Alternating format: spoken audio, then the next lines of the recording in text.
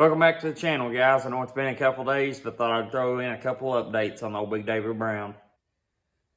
I went through and put some brand new Wix fuel filters on it.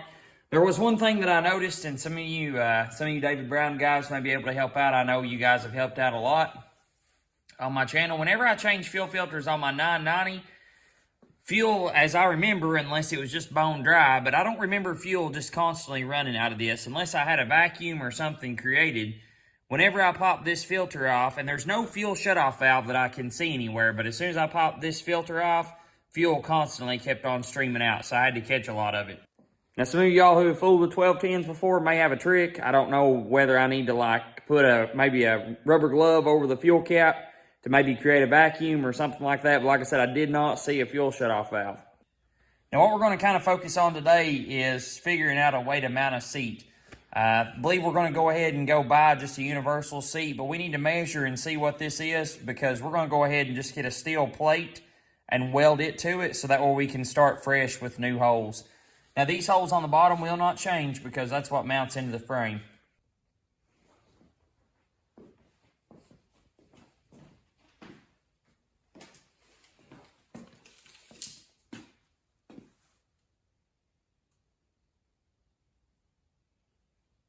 Rough measurement 7 3/4, and that would allow a little room for a weld going on. So 7 3/4 long, and let's leave just a little room to put some weld on the side too. Let's do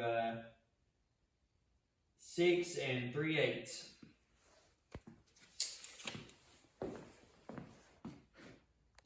We're also probably going to go try to buy some hydraulic fluid for it too today. I had a couple gallons, but need a little bit more. So we're going to go ahead and buy some fluid. I've done got the filter, and hopefully the hydraulic filter and fluid change will be the last thing we need to do before we can actually do some work with it. Now, let's do a round 2 with this thing. It may want to start, it may not. We'll just have to see. I don't know if anyone else has had any luck out of the cheap 2-barrel carburetors that you can buy offline, but I haven't had any luck out of them.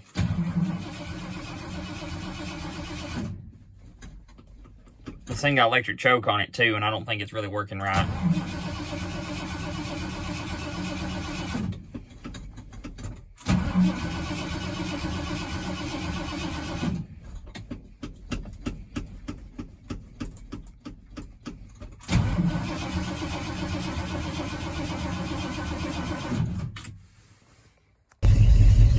And of course, as soon as I stop the camera, it actually decides to start. But the running gear that I'm putting it on, which I've actually started on it finally now, it actually runs and drives perfect. So I'm kind of just hoping just to kind of limp this one through until I can get it swapped over. So, but you can tell that choke's not working right. Heck, I don't know if it'll get us where we need to go or not, but I may have to call one of you subscribers to come pick me up. All right, we made it. I'm gonna go ahead and give Brother Roy a shout out. Roy Helton with H&H Farm Supply. If you need it and it's odd, he's probably got it. Okay, so I'm gonna show you something kind of unique and kind of interesting. This transfer case right here, I thought would always take 80/90. But looking and finding out, it actually takes the same thing, like just normal hydraulic fluid as the transmission and rear end. But you do have a drain plug right here on the bottom of this, and then there should be one underneath the tractor, and the filter is actually right there. Now, for me, I know this tractor takes over, I think a little over 10 gallons. So I've got 2 5-gallon buckets, and then I've got this kitty litter pan, just to make sure that I have enough. Now, there's 3 drain plugs. There's one underneath this housing right here, and then there's another one that's on the filter housing, and then there's another one on the bottom of the transfer case. There's not really much room down there, so I'm not really going to be able to show and film much, and especially not get drenched with oil. Okay, so I got the back one drained out. If anybody's wondering, that is actually an 1/8". Now, the middle one that's on the filter, I'm going to have to go back. I brought an 1/8" and a 1/16", but it's not that. So I'm gonna crawl under here and see what the middle plug is. And there really wasn't that much that came out of the actual, I guess, rear end or PTO end. It really surprised me. So I would say the majority of it's probably going to come out of the middle. Now I could probably take out this plug up here, the fill plug, and make it run a lot faster, but I'm just going to take it easy for now. And if I feel like there's some still left in there, I'll open up that plug and let a couple of them drain more out. But if you open that hole up there, it works like a gas jug. When the gas jug's closed off, the gas runs kind of slower. When the gas jug's open, it runs fast. So if you want it to run fast, you better be prepared. And my luck isn't really the best with draining fluids and stuff, so I'm gonna take it slow. All right, so we got the middle one draining. Didn't really drain out much either, so I'm gonna say the majority of it will come from up here at front. Or it just didn't have that much in it, but we're gonna see if we can figure it out. Okay, so we've drained out as much as we can, as far as I know. All 3 plugs. So now what we're going to do, we're going to go ahead and we're going to take off our filter housing or our filter pan, and I'm going to show you all a trick to how to keep up with these bolts, because they all are different lengths, things like that. So you want to make sure you put the right ones back in where they go. So go ahead, if you're ever doing something like this, and snap a quick picture of this from how you're looking at it, and then I'll show you the next step. Of course, it wouldn't be a Lamb Farms YouTube video if I didn't miscount and leave one blank. But that's okay, because my plug's right here and I see the direction that all the bolts are going. So no big deal.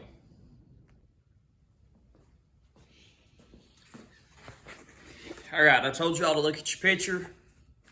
Draw just a rough sketch. I don't know if you all can really see that or not, because I just used a pencil. I used what I had. Draw a rough sketch of that filter housing. Here's my plug. All right, and I actually numbered these 1, 2, 3, 4, 5, 6, 7, 8, 9, and 10. All right, and here's what I'm going to do.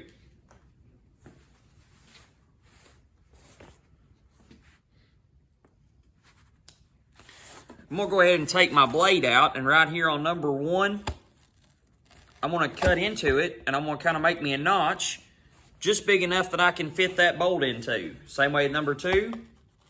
Just, you know, don't stab your finger, because that'd be kind of a bad thing. And then I'm going to do that with all 10 of them. And what I'm going to do is I'm going to take the bolt that I got out of number 1 and I'm going to put it right here. So that way, where if they are different lengths, I'll be able to find out which one is the right one whenever I put them back in. Not a lot of people want to take the time to do this, but if you're doing stuff that needs to be done right, it's worth taking the time. This also works really good with push rods or anything like that. So there's your tip for the day.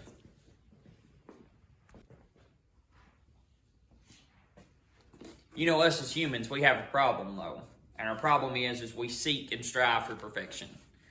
Whether it be things like this, whether it be in our job, whether it be how we treat people, whatever. We seek and strive for perfection, and then when we don't reach it, a lot of times we get down and out. I feel like that's why it's even more important to have a relationship with Jesus Christ where we can have something that is perfect. Something that we can lean on. A lot of times in my life, I've messed up things. Okay, I've done things wrong, treated people wrong, and I've even treated the Lord wrong, but He's always been the same to me.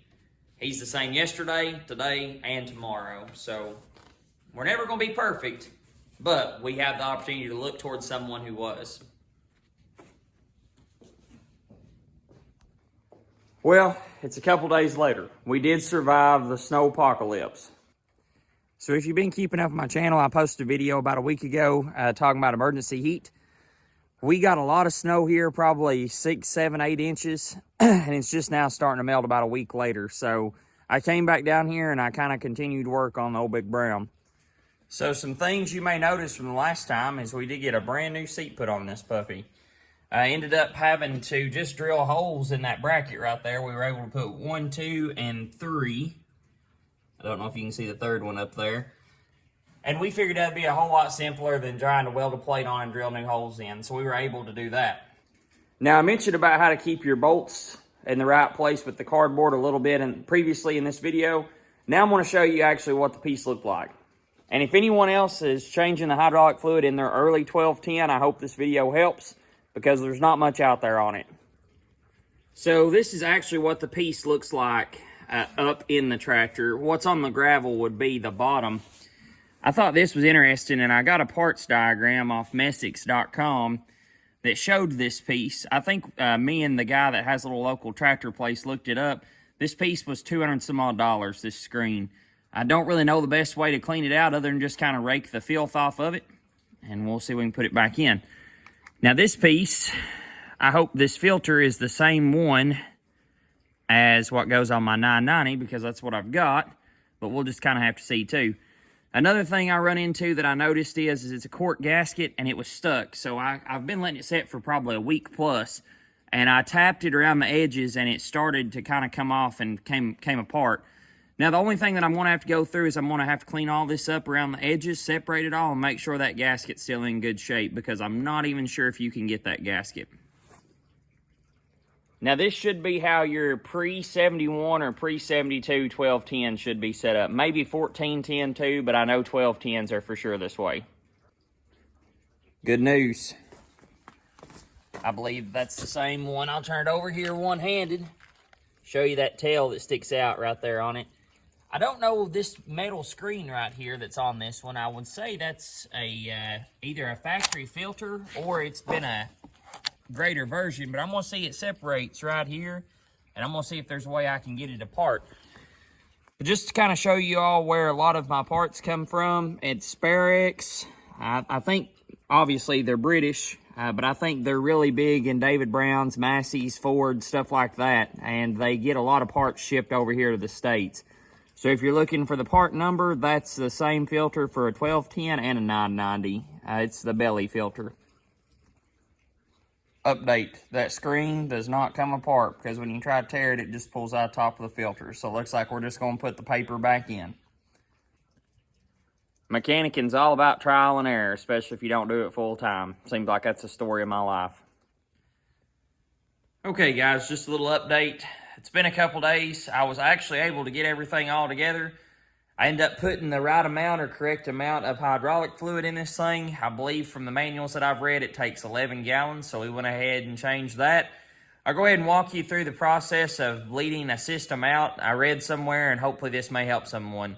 Make sure your 3-point hitch lever is in the full position down. Start it up, let it idle for about 30 seconds, and then raise the lever back up, and everything should work.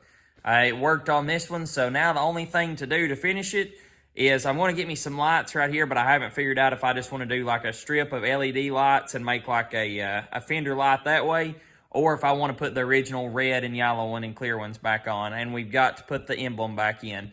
And the majority of it should be done. Now I'm just working on finishing topping off these final drives.